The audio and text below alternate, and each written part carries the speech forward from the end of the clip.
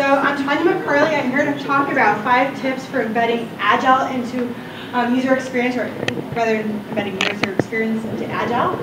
I'm really excited. I'll go really, really fast. So if I'm going too fast, feel free to just slow down.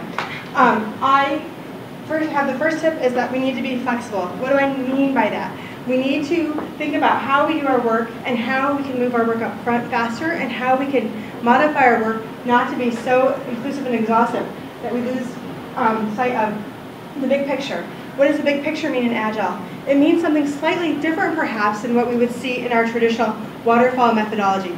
We really have to think about really streamlining it and making sure that we're getting to that minimal viable product. And how do we do that? We go into the weeds. We start stripping things down and thinking about what is the smallest thing our users need? What is the smallest thing our business stakeholders are asking for? And not trying to design everything up front in its entirety. But we have to find a balance. We have to be working back and forth and be going from the weeds to the big picture to the weeds. And that can be hard for some of us to balance that difference. See, I'm faster than my slides. Sorry. The second tip I have is to be transparent. What do I mean by that? Often when we are doing Scrum, we have our Scrum boards. You see all the tasks and all the stickies mapped out on a board. And we think, how does UX fit into that picture? And part of that is rethinking that board with our content. Should we be on that task board? I don't think so. We'll screw up the team's velocity. It's their measure of success, how much work they're going to do. We often have work that goes longer than their sprints. But if we show our work next to their work, they can have a sense of what's coming. We're not leaving them out. We're including them in, and they can begin to anticipate.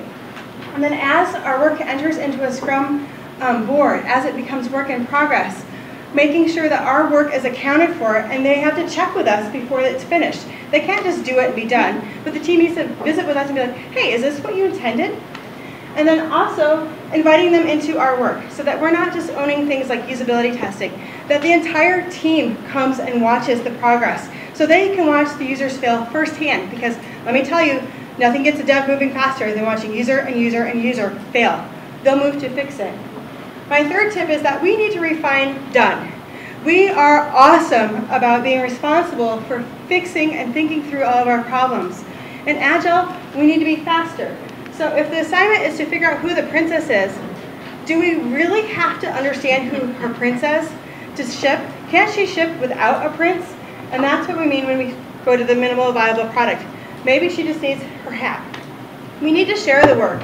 So instead of going back to our cubes and doing all the wireframes and all the specs and all the user studies ourselves, invite the team in. Be doing collaborative work and whiteboarding and making it work that we're doing together. And let everybody be the designer. We shouldn't feel like we're entitled to own the space. And frankly, it takes a lot of pressure off from us if we have them come in and help us. Again, too fast. My fourth tip is to share our space. Often, I think there's a sense that we do a lot of our work in isolation in our cubes, but I think that if we go where our team is, which are often in a collab space in an Agile environment, and we sit with them and we embed ourselves into their process, they sit all lined up and they sit in an open space. We sit with them, guess what? We can hear when they're having problems, we can help them, and they're available to us when we get stuck. So we're no longer locked in our own heads, as that can often be the case.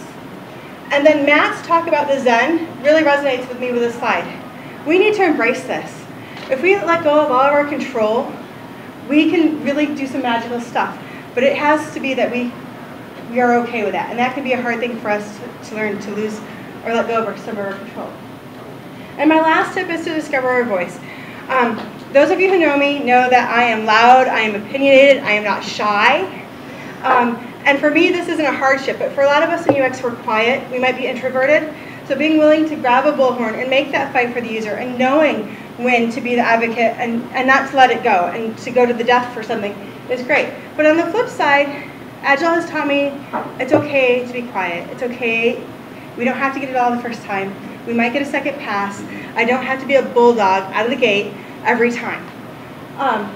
So yes, it's okay that Patrick shows up, right? We'll get him next time.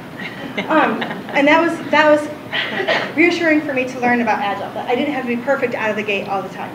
So in end, be flexible, be transparent, redefine when work is done, and sharing our space and discovering our voices. That's all I have for today.